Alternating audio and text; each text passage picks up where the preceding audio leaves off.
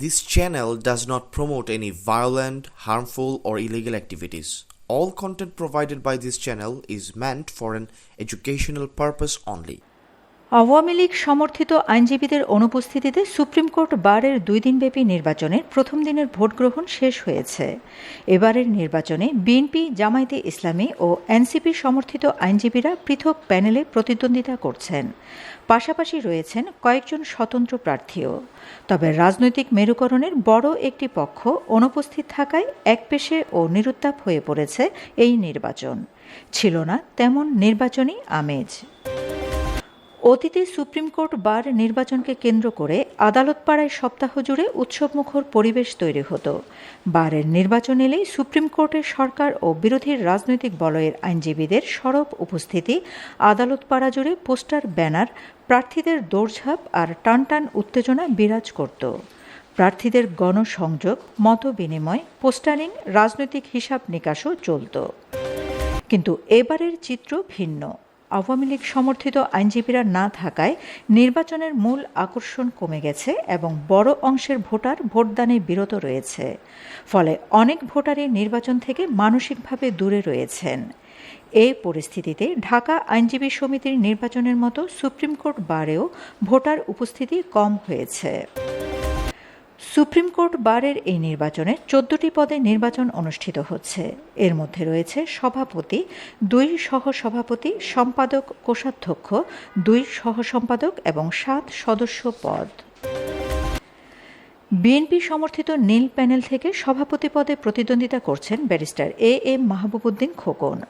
সহসভাপতি পদে রয়েছেন মোহাম্মদ মাকফুর রহমান শেখ ও মোহাম্মদ শাহজাহান। সম্পাদক পদে মোহাম্মদ আলী এবং কোষাধ্যক্ষ পদে মোহাম্মদ জিয়াউর রহমান প্রতিদ্বন্দ্বিতা করছেন। সহ সম্পাদক পদে রয়েছেন মাকসুদুল্লাহ ও মোহাম্মদ শামসুল ইসলাম মুকুল। সদস্য পদে প্রতিদ্বন্দ্বিতা করছেন এ.কে.এম. আজাদ হোসেন, এইচ.এম. সানজিদ সিদ্দিকী, মোহাম্মদ কবির হোসেন, মোহাম্মদ টিপু সুলতান, মোহাম্মদ জিয়াউদ্দিন মিয়া, রিপন কুমার বড়ুয়া ও ওয়াহিদ আফরোজ চৌধুরী। জামায়াত সমর্থিত সবুজ প্যানেল থেকে সভাপতি পদে প্রতিদ্বন্দ্বিতা করছেন আব্দুল বাতেন। সহসভাপতি পদে প্রতিদ্বন্দ্বিতা করছেন আব্দুল হক ও মঈনুদ্দিন ফারুকী। সম্পাদক পদে এ.কে.এম. রেজাউল করিম খন্দকার এবং কোষাধ্যক্ষ পদে এস.এম. জাহাঙ্গীর আলম প্রার্থী হয়েছেন। সহসম্পাদক পদে রয়েছেন মোহাম্মদ তারেকুল ইসলাম ও জোবায়ের আহমদ ভূঁইয়া। সদস্য পদে প্রতিদ্বন্দ্বিতা করছেন আজিম উদ্দিন পাটোয়ারি, ফারজানা খানম, ইসরাত জাহান অনি, মোহাম্মদ ফয়েজুল্লাহ, মোহাম্মদ জুবায়ের টিটু, মাহমুদুল হাসান ও মোহাম্মদ নইমুদ্দিন লিঙ্কন। এনসিপি সমর্থিত আইনজীবীরা এবার আংশিক প্যানেল দিয়েছে। সম্পাদক পদে আজমল হোসেন বাচ্চু, সহসম্পাদক পদে মোস্তফা আসগর শরীফী এবং সদস্য পদে আমিনা আক্তার লাভলি, কাজী আকবর আলী, মোহাম্মদ বনি আমিন ও মাজহারুল ইসলাম প্রতিদ্বন্দ্বিতা করছেন। এছাড়া প্যানেলের বাহিরে সভাপতি পদে ইউনুস আলী আকন্দ এবং সম্পাদক পদে ফরহাদ উদ্দিন ভূঁইয়া, মোহাম্মদ আবু ইয়াহিয়া দুলাল, মোহাম্মদ ওমর ফারুক ও মোহাম্মদ আশরাফুজ্জামান খান প্রতিদ্বন্দ্বিতা করছেন।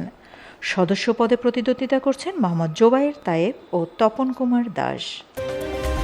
আওয়ামী লীগপন্থী সুপ্রিম কোর্টের জ্যেষ্ঠ আইনজীবী মোতাহার হোসেন সাজু বলেছেন, সুপ্রিম কোর্ট বারের 78 বছরের ইতিহাসে এই প্রথম বড় একটি দলের সমর্থকদের নির্বাচনে অংশ নিতে দেওয়া হয়নি। এই স্বেচ্ছাচারী সিদ্ধান্ত সুপ্রিম কোর্টের ইতিহাসে কলঙ্কজনক। আওয়ামীপন্থী 42 আইনজীবীর মনোনয়নপত্র বাতিল করে দেওয়া হয়েছে। বিএনপির জাতীয় নির্বাহী কমিটির সদস্য ও জাতীয়তাবাদী আইনজীবী ফোরামের সাংগঠনিক সম্পাদক অ্যাডভোকেট গাজী কামরুল ইসলাম সজল বলেন, সুপ্রিম কোর্ট বার নতুন কোনো আইন তৈরি করেনি। সরকার যে আইন করেছে এবং গেজেট প্রকাশ করেছে, সেই আইনের ভিত্তিতেই নির্বাচন কমিশন আওয়ামী লীগ সমর্থকদের নির্বাচন থেকে বাদ দিয়েছে। দেশের শীর্ষ আইনজীবীদের সংগঠন সুপ্রিম কোর্ট বারের এই নির্বাচনে বিএনপি সমর্থিত আইনজীবী প্যানেল বিজয়ী হওয়ার সম্ভাবনা রয়েছে। তবে আগামীকাল বৃহস্পতিবার দ্বিতীয় দিন ভোট গ্রহণের পর ফলাফল বা সামগ্রিক চিত্র স্পষ্ট হয়ে উঠবে। দেশের রাজনীতি সচেতন মানুষের চোখ এখন সুপ্রিম কোর্টের নির্বাচনে। Shamima Chowdhury Shammi, BNA news 24। আমার সোনার বাংলা, আমি তোমায় ভালোবাসি।